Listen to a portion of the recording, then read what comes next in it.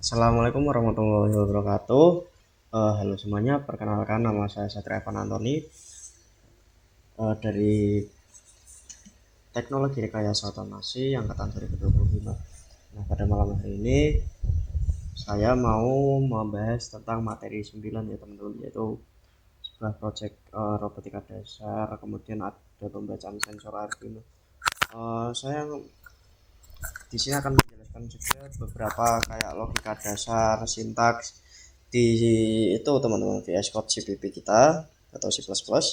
Kemudian ada beberapa rangkuman konsep yang teman-teman bisa dapat dari apa yang aku maksudkan dan aku jelaskan. Dan kemudian ada kayak lanjutan OOP, kemudian ada lebih ke integrasi IoT-nya teman-teman. Jadi ini kecampur antara algoritma, pemrograman, kemudian ada elektronika melalui Arduino dan sensor kontrol motor atau ya kontrol lampu juga bisa teman. Kemudian nanti aku juga mau ngajarin teman-teman buat nge-compile dan run, nampilin output dari program yang udah kita buat ya teman. Oke, langsung cek itu aja. Jadi aku mau jelasin skema robotika itu apa. Jadi skema robotika itu ada tiga teman-teman.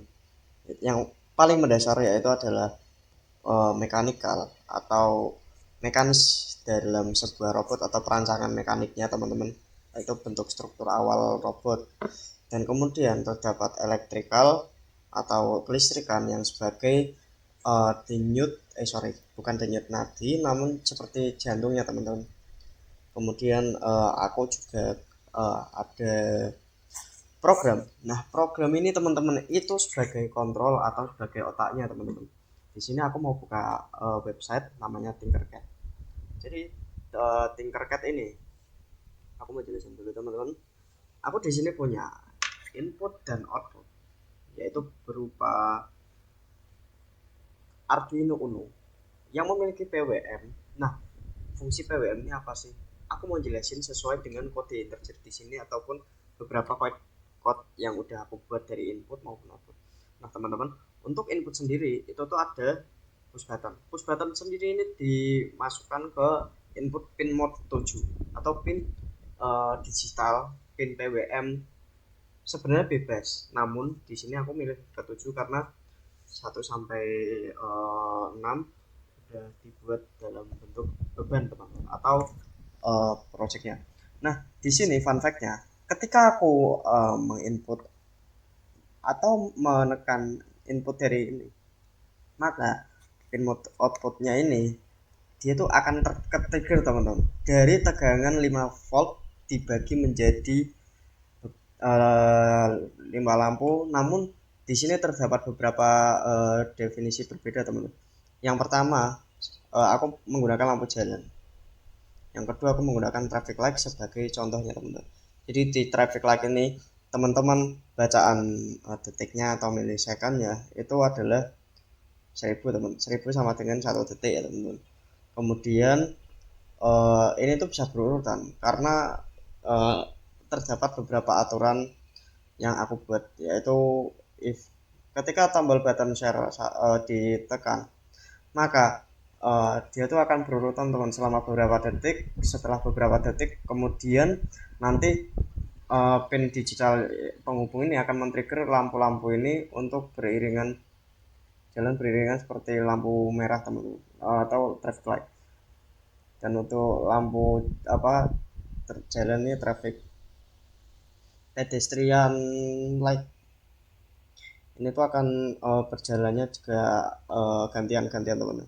Jadi ibaratnya kalau ini tuh aku pakai waktu siang hari, kemudian beberapa selang nanti saat hijau itu menandakan lampu penduduk tuh menyala teman-teman. Jadi secara simbolnya di sini aku juga mau jelasin beberapa pin-pin yang ada di sini. Jadi itu biar nggak bosan juga ya teman-teman. Biar nggak teman-teman bisa sedikit belajar elektronika.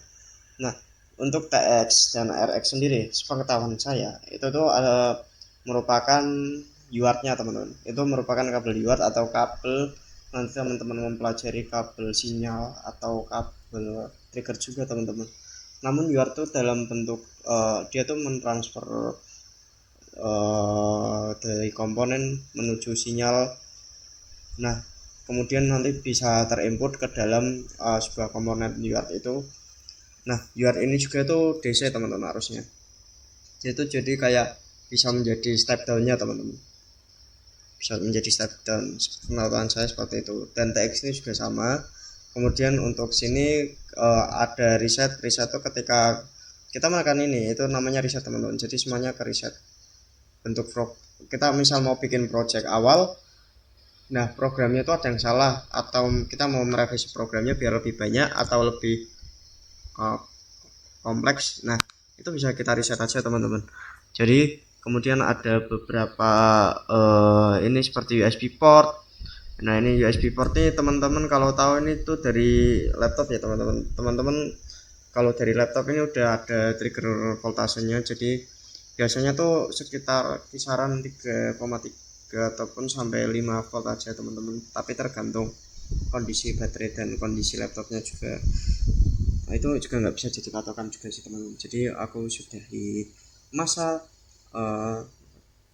pelatihan, ya bukan pelatihan kita sih, lebih ke simulasi mini ini. Nah aku mau lanjutin ke programnya teman-teman. Jadi aku buat program di sini. Aku udah bikin sedikit project yang aku pakai yang kemarin aja, karena aku mau jelasin beberapa pembahasan ini, yaitu rangkuman dan tips konsep C++ di Xcode. Nah di VS Code ini aku punya rekomendasi teman-teman. Aku punya rekomendasi sebuah runner. Jadi runnernya tuh namanya tax.json. JSON tuh ya itu dia buat kayak running teman-teman. Ibarat kalau aku mengeran pakai C++ file biasa, ini tuh kan kadang ada port atau beberapa input yang error teman-teman yang masuk ke sini kan. Nah itu tuh beberapa data yang error itu kita cuma bisa ngerit doang, dan kita kurang fleksibel lah. Jadi dari library beberapa program itu ada beberapa variabel yang nggak bisa kita running biasa teman-teman. Jadi kita harus menggunakan semacam runner tambahan, atau ya pokoknya itu buat menjalankan program kita lah teman, biar bisa nah ini adalah cara ngompilnya teman-teman. Kita pencet di sini aja seperti run. Kemudian ada nanti setelah teman-teman install ada compile and run. Teman-teman compile aja, nanti compilation successful, ini berarti compile kita berhasil.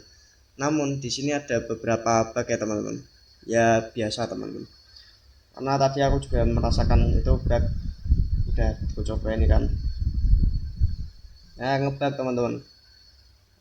Memang agak pro kontra menggunakan C++ ini, karena ada yang langsung bisa, ada yang enggak.